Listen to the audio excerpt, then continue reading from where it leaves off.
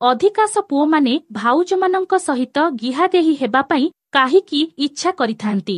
ପୁଣି ଥରେ ଅଧିକାଂଶ ପୁଅମାନେ ଭାଉଜମାନଙ୍କ ସହିତ ଗିହାଗେହି ହେବା ପାଇଁ କାହିଁକି ଇଚ୍ଛା କରିଥାନ୍ତି?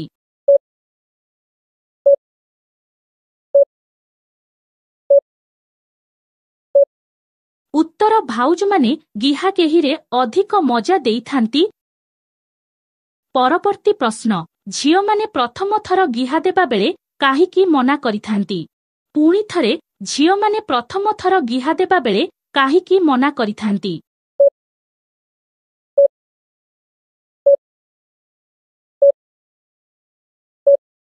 ଉତ୍ତର ଗିହାଗେହିର ଅଭିଜ୍ଞତା ନଥିବାରୁ ଡରି ଯାଇଥାନ୍ତି। ପରବର୍ତ୍ତୀ ପ୍ରଶ୍ନ, ମହିଳାମାନେ କେଉଁ ପୋଜିସନରେ ଗିହାଗେହି ହେବା ପାଇଁ ବେଶୀ ପସନ୍ଦ କରିଥାନ୍ତି? ମହିଳାମାନେ କେଉଁ ପୋଜିସନରେ ଗିହାଗେହି ହେବା ପାଇଁ ବେଶୀ ପସନ୍ଦ କରିଥାନ୍ତି?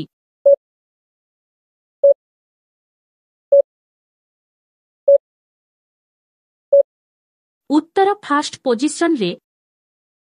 ପରବର୍ତ୍ତୀ ପ୍ରଶ୍ନ, ଡଗି ଷ୍ଟାଇଲରେ କେଉଁ ମହିଳାମାନେ କରିବା ପାଇଁ ପସନ୍ଦ କରିଥାନ୍ତି? ଡଗି ଷ୍ଟାଇଲରେ କେଉଁ ମହିଳାମାନେ କରିବା ପାଇଁ ପସନ୍ଦ କରିଥାନ୍ତି?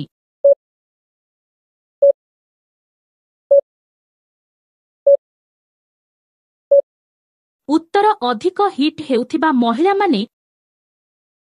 ପରବର୍ତ୍ତୀ ପ୍ରଶ୍ନ, ଆଦୌ ଗିହା ଖାଇନଥିବା ଝିଅକୁ କିପରି କରିବା ଉଚିତ? ଆଦୌ ଗିହା ଖାଇନଥିବା ଝିଅକୁ କିପରି କରିବା ଉଚିତ?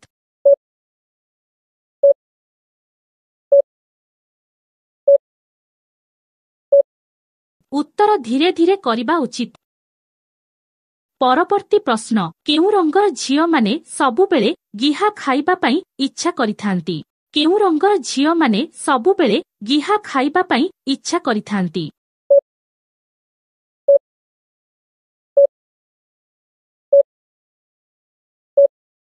ଉତ୍ତର ଶ୍ୟାମଳୀ ରଙ୍ଗର ଝିଅମାନେ।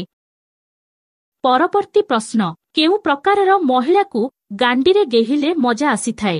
ପୁଣି ଥରେ କେଉଁ ପ୍ରକାରର ମହିଳାକୁ ଗାଣ୍ଡିରେ ଗେହିଲେ ମଜା ଆସିଥାଏ?